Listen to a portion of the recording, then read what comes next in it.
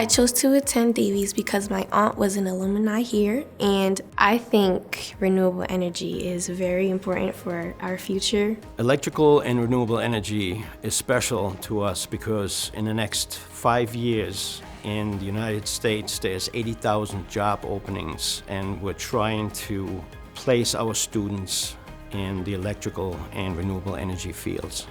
So after going through 9th grade exploration, I chose electrical renewable energy because it was very hands-on and that's the things that I like to do. For my freshman and sophomore year, the beginning of the year was a little bit challenging, learning about circuits, but you have your teachers who can help you a lot too, and if you don't understand anything, go to them and they will help you.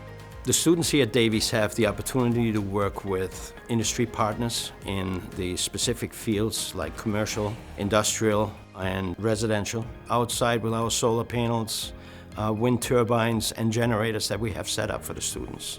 Industry partners are very happy to collaborate with Davies. For example, Electric Boat and some of the leading electrical companies in the state of Rhode Island are very happy to employ Davies graduates. It is great for students to experience the work-based learning program because they have the chance to work with industry partners during the school year and then keep on working for them after they graduate to go into the apprenticeship program.